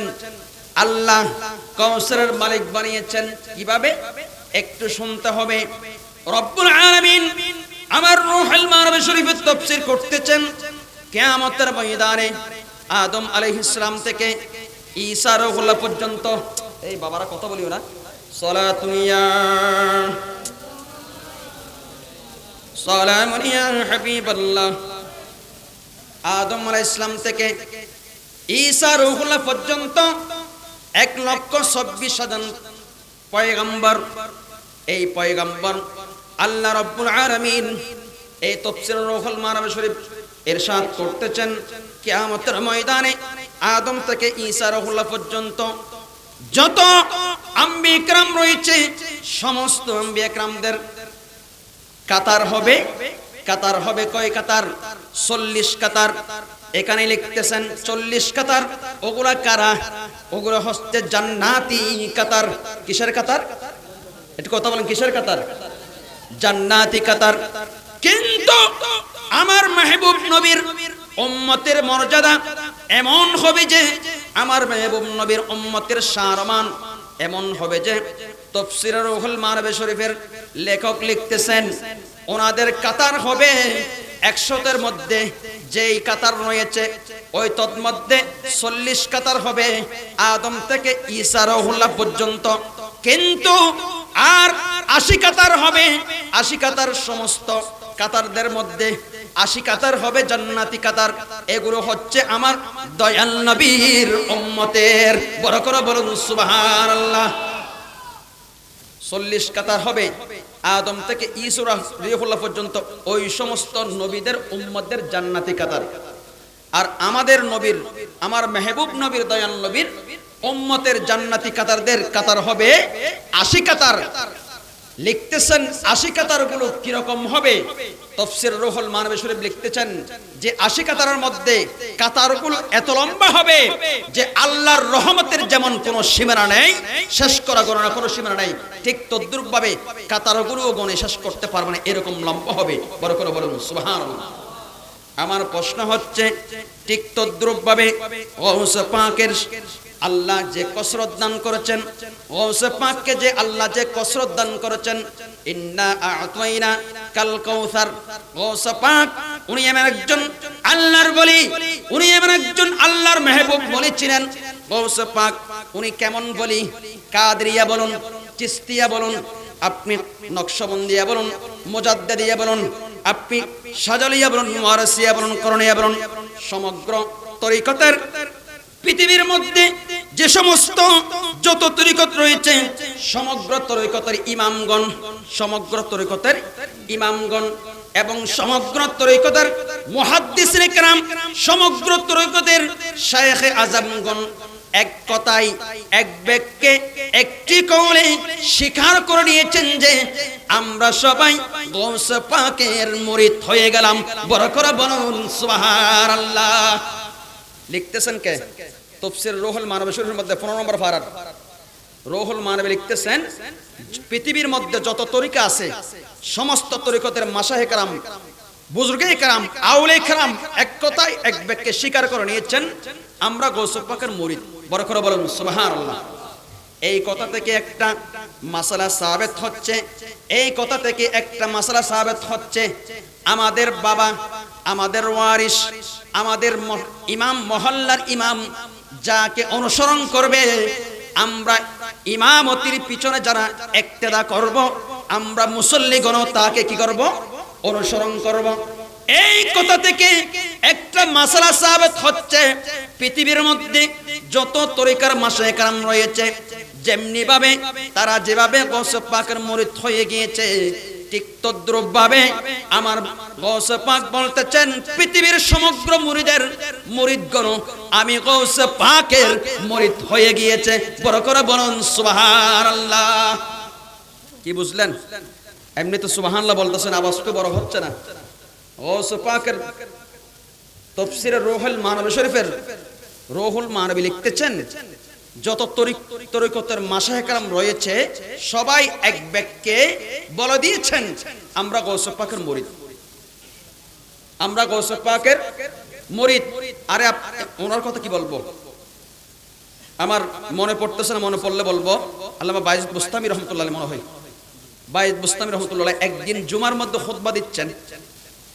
হুজুর যেভাবে জুমার মধ্যে খুতবা দেয়, উনি খুতবা দেওয়ার সময় হঠাৎ করে বলতেছেন, আপনার কদম মুবারক আমার মাথার মধ্যে, আমার চোখের মধ্যে, আমার বুকের মধ্যে আমি ধারণ করলাম। বড় করে বলেন সুবহানাল্লাহ। আচ্ছা, উনি যদি, আমার হুজুর যদি এরকম যদি বলে, আপনারা অবাক হয়ে যাবেন না? আলোচনা করতেছে, তাৎক্ষণিক হঠাৎ করে বলতেছেন যে আপনার কদম আমার মাথার মধ্যে নিলাম, আমার চোখের মধ্যে, আমার অন্তরের মধ্যে আমি ধারণ করলাম। এরকম একটা প্রশ্ন আছে না, কদমি আলা রকবাতি কুল্লি ওয়ালিউল্লাহ, হ্যাঁ, আলা রাসি, কদমানি আলা রাসি, দেখুন না এই প্রমাণ, মাদ্রাসা ছাত্র প্রমাণ দেখুন না। আর বন্ধু পরিচয় দিয়ে দিই, জিয়ান অধ্যক্ষ আর অধ্যক্ষ হুজুর আর ভাই হদি আর তো হিসাব হদি তোই আপনার কদম আমি বায়েজিদ একটা গৌসে পাক নয়, 100 বছর আগে, গৌসে পাক আসার অনেক বছর আগে উনি মুরাকাবা মুশাহাদার মাধ্যমে জানতে পারলেন পৃথিবীর মধ্যে এমন একজন জাত, এমন একজন মহাপুরুষ আসবেন, জানার জিনের কদম কোন যদি ইমামদের তথা কোন যদি আউলিয়া কেরামদের কাঁধে না পড়লে উনি ওলি হতে পারবেন না। বড় করে বলুন সুবহানাল্লাহ। এজন্য আউলিয়া কেরামগণ স্ব স্থানে বসে, স্ব স্থানে থেকে আদব এমন ভাবে গৌসে পাককে দেখিয়েছেন, ইয়া গৌসে পাক আপনাকে আসতে হবে না, আপনার কদম আমাদের কাঁধের উপর আমরা এমনিতেই আগে নিয়ে নিয়েছি। বড় করে বলুন সুবহানাল্লাহ। এজন্য আমার গৌসে পাক বলতেছেন, আল্লাহর সাথে আমার একটা কমিটমেন্ট হলো। কি হলো? ওনারা হতাহন জানান নেবা আওয়াজে আয় তো খুললে হই, ওনারা জানুন আয় এক ওনারা মাথা তেমসা দিয়ে জুমাত হইন না পারেন না। একটু কথা বলবেন, একটু কথা বললে ভালো লাগবে, আপনার শুনতে ভালো লাগবে, আমারও আপনাদেরকে কিছু বলতে ভালো লাগবে। আমার গৌসে পাক বলেন, আল্লাহর সাথে আমার একটা ডিটারমেন্ট, ওয়াদা, কমিটমেন্ট হলো। কমিটমেন্ট হুজুর কি রকম কমিটমেন্ট? আল্লাহর সাথে কমিটমেন্ট হলো, আমার গৌসে পাক বলতেছেন পৃথিবীর মধ্যে যদি ইন তাফসীর করতে হতুন, তাফসীর রুহুল মানবী শরীফের 15 ফারাত নবার সাইও নেনা কিস্তে না গায়, কিস্তে মারণ গজ্জু নবার এরকম তো হদুজুত কেন কিস্তে গাদ আল্লাহর। কারণ আমাদের শিক্ষিত সমাজ একটু বুঝবেন, এখানে মিডিয়ার লোক রয়েছে, এগুলো মিডিয়ার মধ্যে প্রচার হচ্ছে, আন্তাজে বানোয়াট ফতিগাইরা এরকম আলোচনা করার মতো মন মানসিকতা নিয়ে আপনাদের সামনে দাঁড়ায় নাই। আল্লাহ যতটুকু এলম দিয়েছে মানে এক জররা পরিমাণ শিখেছি যে আমাদের ওস্তাদগণ, কারণ এই মাহফিলের মধ্যে আসতেছেন আমাদের ওস্তাদগণ আসতেছেন, কারণ এটার বর্ষা রেখে আমরা কিছু বলার কি রাখি, আমরা বর্ষা রাখি। আল্লাহ পাক সকলকে এই হিকমত বোঝার তৌফিক দান করুন, বলুন আমিন। মুসলমান খেয়াল করবেন, গভীর মনোযোগ দিয়ে খেয়াল করবেন। আমার গৌসে পাক শাইখে বাগদাদ বলতেছেন, আল্লাহর সাথে আমি গৌসে পাকের একটা কি হলো কমিটমেন্ট হলো, আমি গৌসে পাকের সাথে কমিটমেন্ট। গৌসে পাক বলতেছেন, আল্লাহ আমি গৌসে পাক কাদেরিয়া তরিকতের একজন ইমাম, আমি গৌসে পাক পৃথিবীর জমিনে যত আউলিয়া কেরাম আসবে সমগ্র আউলিয়া কেরামদের ইমাম, ইমামুল আউলিয়া, আমি গৌসে পাকের একটা আকাঙ্ক্ষা আল্লাহ বলেন, ওগো আমার গৌস পাক, তোমার কি আকাঙ্ক্ষা? আমার গৌস পাক বলতেছেন, আল্লাহ আমার আকাঙ্ক্ষা হলো আমার কোন ভক্ত, আমার কোন মুরিদান আমাকে মুহাব্বত করে, আমাকে ভালোবাসে, আমাকে স্মরণ করে যদি বলে, ইয়া গৌসে পাক আমি আপনাকে দেখি নাই, ইয়া গৌসে পাক আপনার সাথে আমার সাক্ষাৎ হয় নাই, কিন্তু আমার মন চাচ্ছে আমি গৌসে পাকের বেলায়েতের হাতের মধ্যে বায়াত হওয়ার জন্য। কিন্তু গৌসে পাক অনেক বছর, হাজার বছর আগে চলে গিয়েছেন। আল্লাহ এরকম যদি কোন বান্দা যদি আমি গৌসে পাককে স্মরণ করে যদি বলে, আল্লাহ আমি গৌসে পাক কমিটমেন্ট দিলাম, আমি গৌসে পাক তাকে স্বীকৃতি দিলাম, আমি গৌসে পাক বাগদাদের জমিন থেকে আমার বেলায়েতের হাত দিয়ে ওই আশিককে কবুল করে নিব, এবং শুধু কবুল করে নিব নয়, আমি ওই ভক্ত মুরিদকে আমি গৌসে পাকের কাদিরে তরিকতের অন্তর্ভুক্ত করে নিলাম। বড় করে বলুন সুবহানাল্লাহ, আল্লাহু আকবার। ইয়া রাসূলুল্লাহ, ইয়া গৌসুল মুসলিম জিন্দাবাদ, मरहबा। खुदा के फजल से हम पर है साया गौसे आज़म का, खुदा के फजल से हम पर है साया गौसे आज़म का, हमें दोनों जहां में है सहारा गौसे आज़म का। বড় করে বলুন সুবহানাল্লাহ। আমার গৌস পাক বলতেছেন, এটা আমার সাথে কমিটমেন্ট হলো। এটার একটা দলিল লাগবে না? হুজুর কথা বললেন, এখান থেকে আমি যদি বলি বাগদাদ শরীফ থেকে গৌস পাক বেলায়েতের হাত দিয়ে আমাকে মুরিদ বানিয়ে নেবেন, একটা দলিল দেন না? প্রয়োজন আছে কি নাই? একটু কথা বলুন, আছে কি নাই? তাফসীরে রুহুল মানাবি শরীফ বড় সুন্দর করে বলতেছেন, আমাদের ওয়া হতানো হইন না, আল্লাহর ওয়াস্তে হতানো হইবেন। আমাদের আপনাদের আমরা বিবাহ করি কিনা? একটু আওয়াজ দিয়ে বলুন, করি কিনা?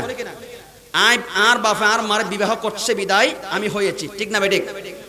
একজন মানুষ, এটা কিতাবুন নেকার মাসালা, একটু খেয়াল করবেন।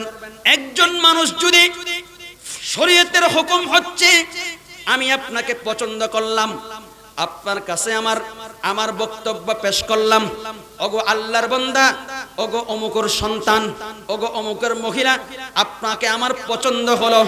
একটু কথা ভালো করে খেয়াল করুন, কথা পছন্দ হলো, আমি আপনাকে প্রস্তাব পাঠালাম, আপনি আমার প্রস্তাবে যদি কবুল করেন, যদি রাজি থাকেন তাহলে হ্যাঁ বলবেন, আর যদি না থাকেন তাহলেও না বলবেন।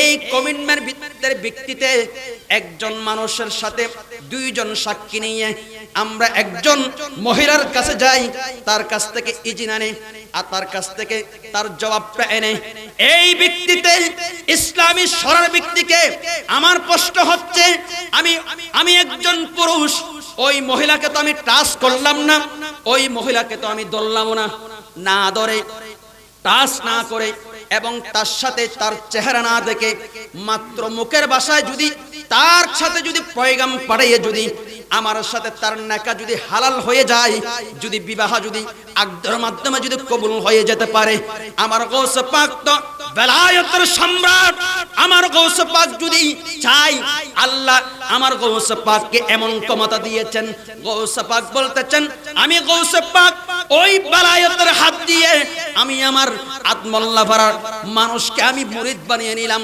বড় করে বলুন সুবহানাল্লাহ। কথা বুঝতে পারছেন? আমার প্রশ্ন হচ্ছে, একজন মানুষের বিবাহ করলে, একজন মানুষকে বিবাহ করতে গেলে তার কাছে আমি পয়গাম পাঠালাম, হুজুর ঠিক আছে না? তার কাছে আমি পয়গাম পাঠালাম, আমি আপনাকে পছন্দ করলাম, আপনি রাজি আছেন কিনা? তো আমি তো ওই মহিলাকে টাচও করলাম না, ওই মহিলাকে আমি ধরলামও না, মাত্র আমার পক্ষ থেকে তার কাছে কি পাঠালাম? পয়গাম পাঠালাম, আমি আপনাকে বিবাহ করতে রাজি, বিবাহ করতে ইচ্ছুক, আপনি রাজি আছেন কিনা? আমার প্রশ্ন হচ্ছে, এই পয়গম্বরের মাধ্যমে, এই কথার মাধ্যমে যদি আমার জন্য এটা হালাল হয়ে যায়, আমার গৌসে পাক বলতেছেন এটাও হালাল, এটাও সত্য।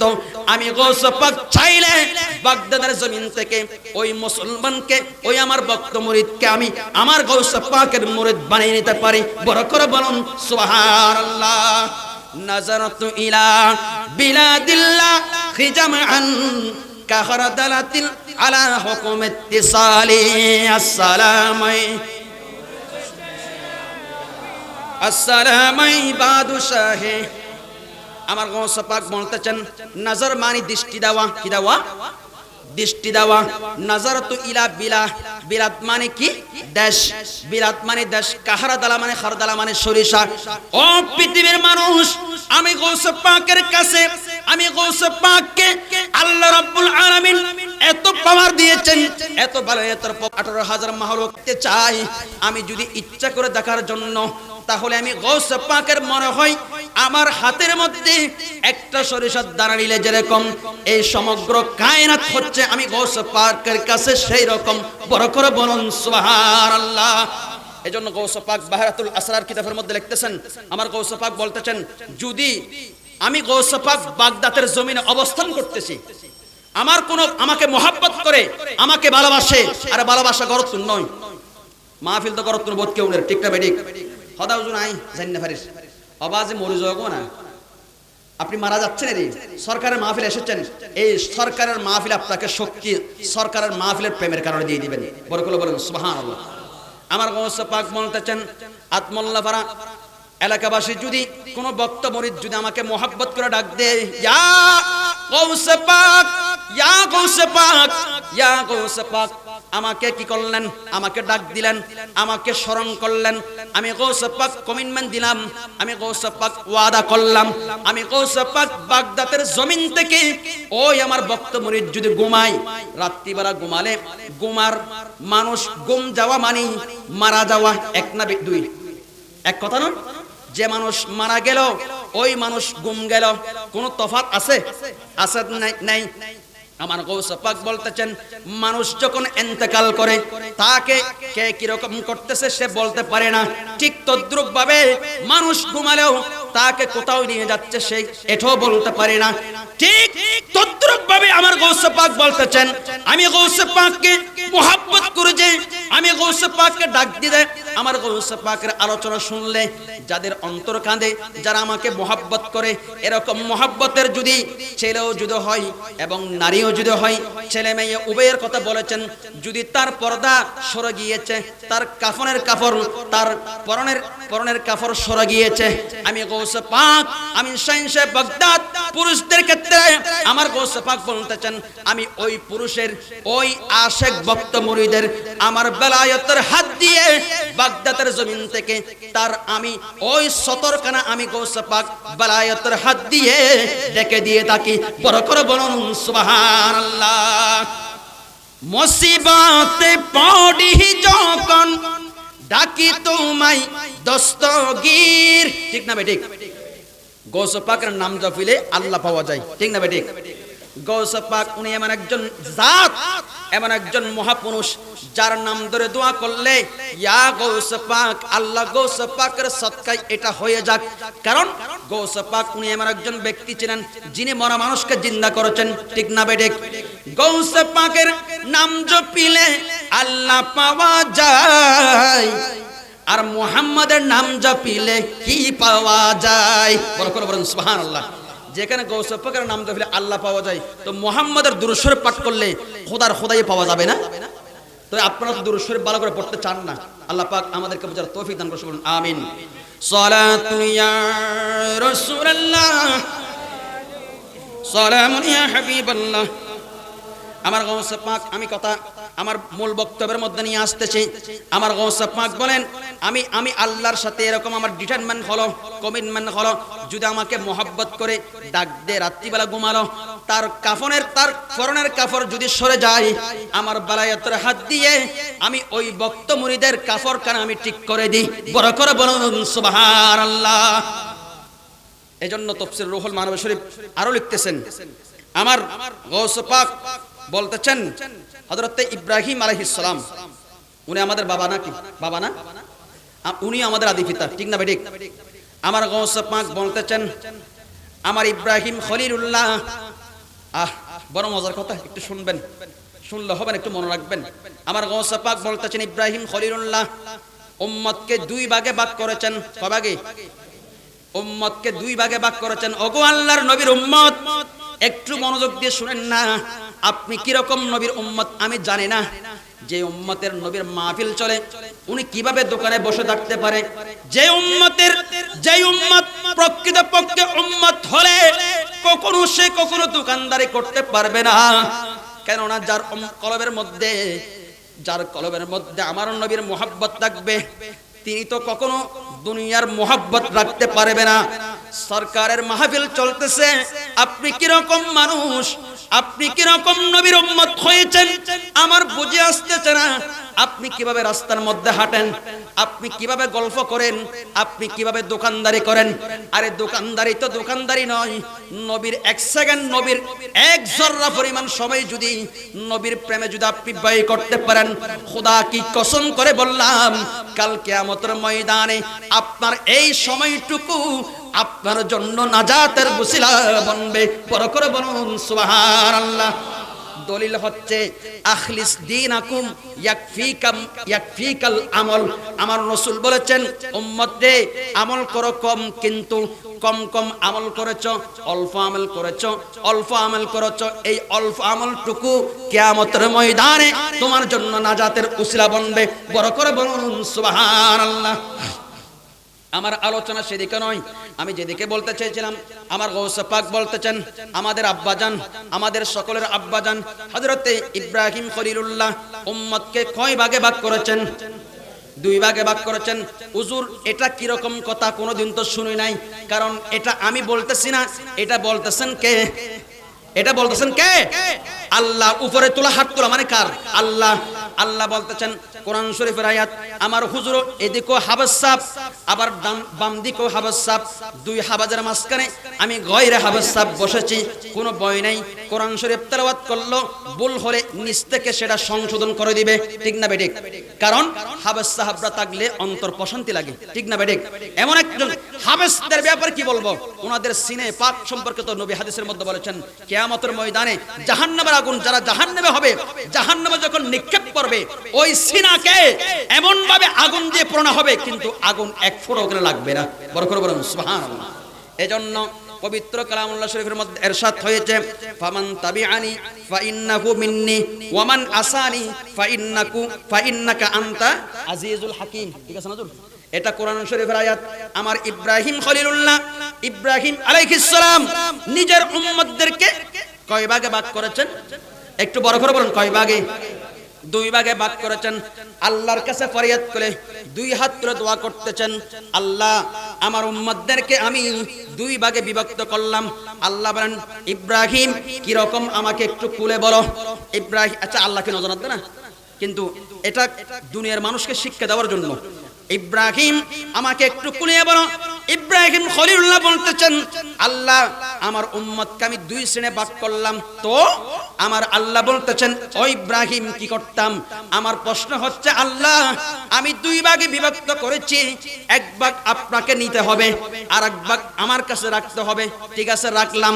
এর একটা কিরকম কথা?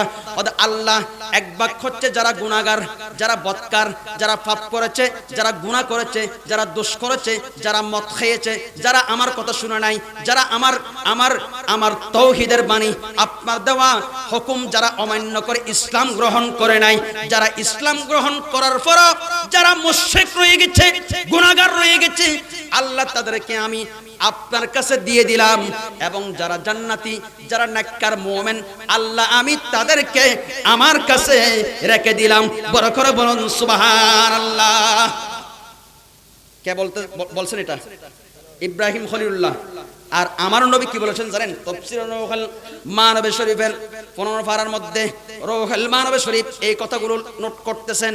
রূহুল মানবে শরীফ বলতেছেন ইব্রাহিম খলিলুল্লাহ বলেছেন এটা, ইব্রাহিম খলিলুল্লাহ বলেছেন এরকম, কিন্তু ইমামুল আম্বিয়া সৈয়দুল মুরসালিন খাতামুন নবিয়্যিন শফিউল মুযনিবিন कब्र में शफायत करने वाला नबी वो नबी जिसका नबी है वो नबी जिसका नबी है वो नबी जिसका नबी है कब्र में शफायत करने वाला नबी আমাদের নবী এমন নবী যে নবী কবরের মধ্যে এসো শফায়াত করতে পারে এরকম নবী ওই নবী কি বলতেছেন আল্লাহ আমার নবীকে আমি আমার উম্মতদেরকে আমি দুই ভাগে ভাগ করলাম কে বলতেছেন আমাদের নবী আমার নবী বলতেছেন মেহবুব আপনার কি সমস্যা আপনার যেটা বলুন আমি সেটা রাজি আছি আমার মেহবুব নবী বলতেছেন আমার বাবা ইব্রাহিম আলাইহিস সালাম আমার বাবা ইব্রাহিম খলিলুল্লাহ তো উম্মতকে দুই ভাগে ভাগ করে একটা ভাগ আপনাকে দিয়ে দিয়েছেন আরেকটা ভাগ আমার বাবার কাছে রেখেছেন কিন্তু আমার প্রশ্ন হচ্ছে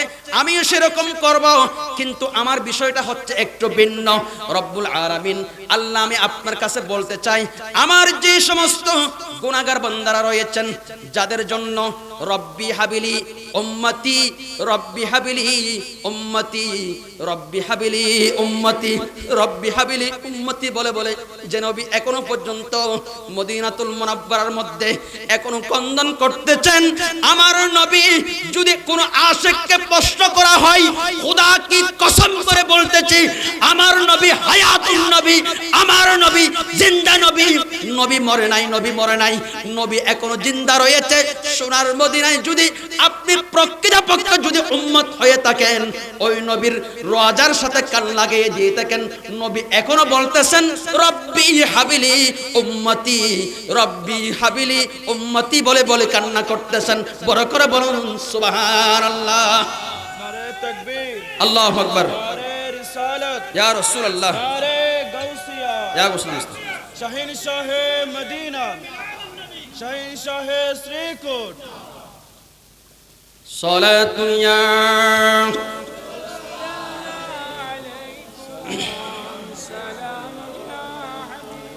এজন্য আমি একটা কথা না বলে পারতেছি না আমার নবীর তারিফের কথাও গৌস পাকের শানের মধ্যে রয়েছে ঠিক না বেঠিক আমার নবীর শানের আজমতের কথা রয়েছে আলা হযরত ইমাম ইশক ওয়াল মুহাব্বত উনি কি বলতেছেন জানেন मैं सजदा करूं या के दिल को संभालो मैं सजदा करूं या के दिल को संभालो मोहम्मद की चौखट नजर आ रही है বরকর বলুন সুবহানাল্লাহ আসলে এগুলো অনেক উচ্চ আওয়াজের নাত কারণ গলার একটু মেঘের আওয়াজ তো মেঘের সমস্যা তো মেঘ তো গলা কেমন ভাবে চিপে ফেলছে একটু বড় করে বলতেও পারতেছি না আল্লাহ পাক যা হোক এই কথাগুলো বোঝার তৌফিক দান করে সকল বলুন আমিন আমার নবী সরকারে দু আলম নূরে মুজাসসাম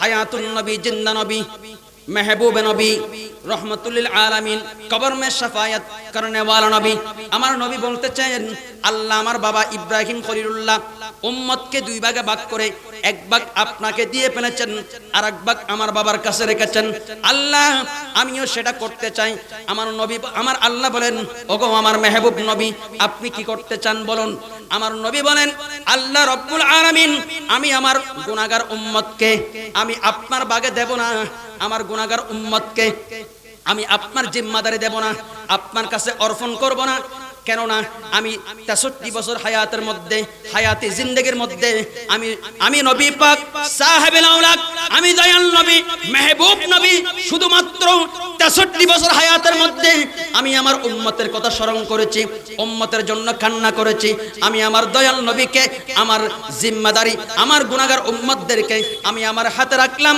গুনাহগার বেহেশতি উম্মতদেরকে আমি আল্লাহ আপনার কাছে দিয়ে দিলাম বড় করে বলুন সুবহানাল্লাহ আল্লাহু আকবার ইয়া রাসূলুল্লাহ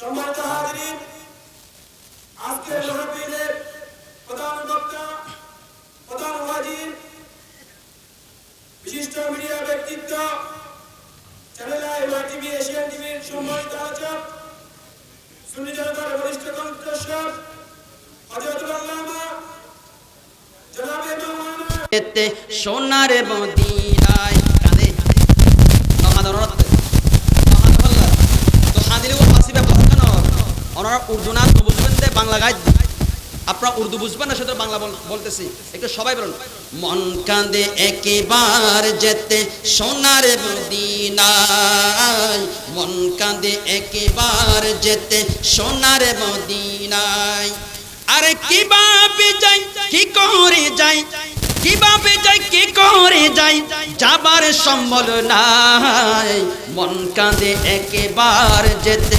সোনার মদিনায় মন কাঁদে একবার যেতে সোনার মদিনায় আর আকাশে ষাট গেয়ে বাসা কি হতে পারেন ষাট গেয়ে বাসা আমাদের মধুর লাগে ঠিক না বেটে তুই হড়ে গেছে ওই তুই আইন আসি তো কত মধুর বাসা তুই শব্দে অনেকটা অন্তর থেকে আসে ঠিক না বেটে এতে তখনকার যুগের মধ্যে আমার বাবারা আমার মাকে ইয়া আর দুয়া বাদ দে তোর তো নাই একখান বিলুজ যাইম এরকম বলেছেন কিনা চাট গিয়ে বাসায় এই চাট গিয়ে বাসায় একটু কথা শুনবেন শায়ের কি বলতেছে আর ঠিয়া নাই পয়সা নাই কেনে যাইতাম সোনারি মদিনা কেনে যাইতাম আর ঠিয়া নাই বড় গ্রহণ নে যাইতাম সোনারি মদিনা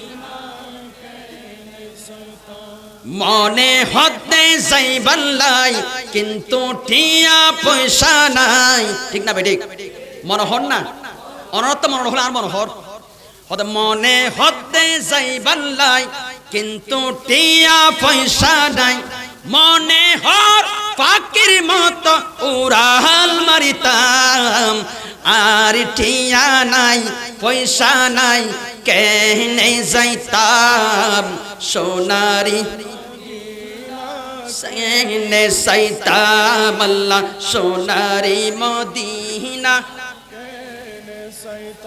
তারপর কি হতে পারেন না ওদের আই যদি ওইতাম আকাশর তারা ঠিক না বেটে আই যদি ওইতাম আকাশর তারা তোই সাই দেখতাম মদিনা মনোবারা বড় করে বলুন সুবহানাল্লাহ আই যদি ওইতাম আকাশর তারা সাই দেখতাম মদিনা মনোবারা শোক পাগাই সাই দেখতাম শোক পাগাই সাই দেখতাম শোক ফিরাইতাম না আর টিয়া নাই পয়সা নাই কেনে যাইতাম সোনারি মদিনা কেনে যাইতাম আল্লাহ সোনারি মদিনা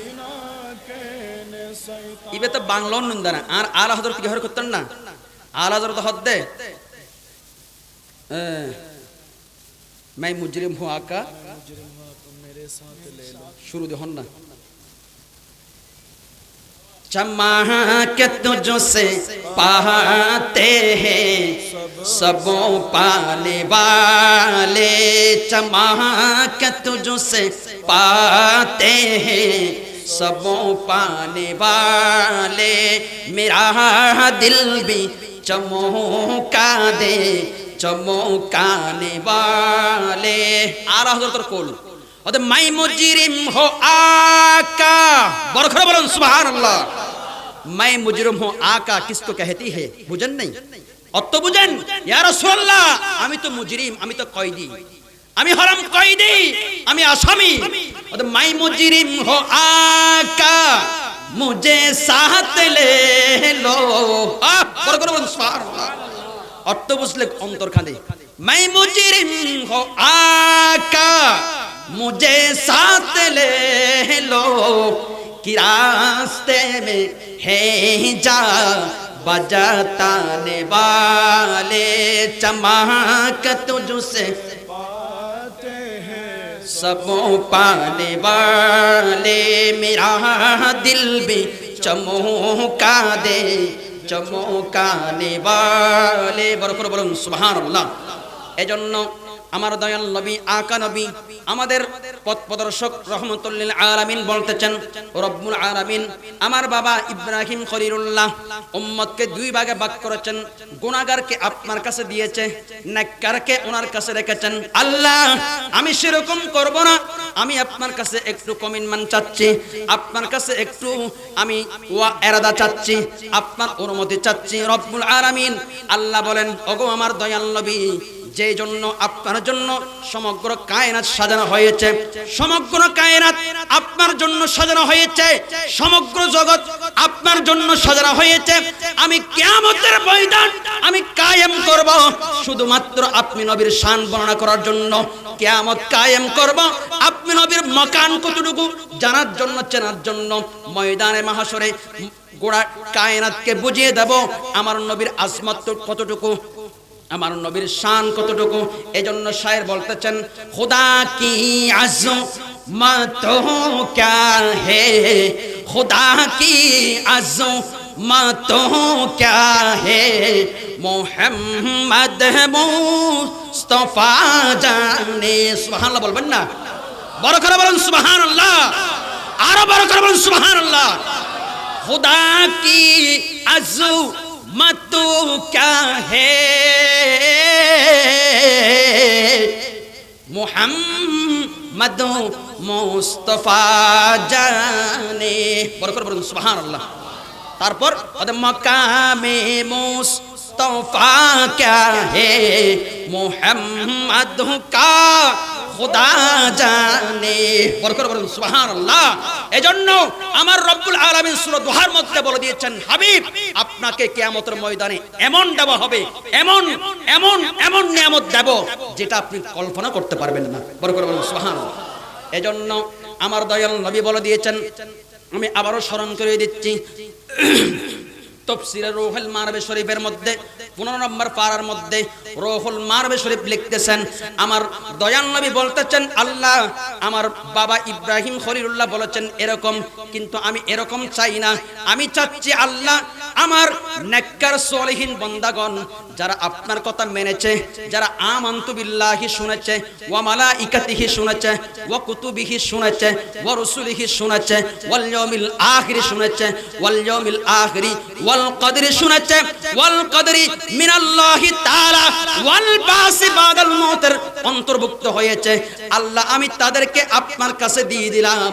আল্লাহ যে সমস্ত আবু লাহাব, উতবা, শাইবা, কাফের, মুশরিক, গুনাহগার উম্মত যারা আপনার কথা শুনেন নাই, যারা আপনার তাওহীদের রিসালাতের বাণী শুনেন নাই, আল্লাহ আমি নবী চাচ্ছি আমি ওই শ্রেণীর মানুষদেরকে আমার বাকে রাখার জন্য।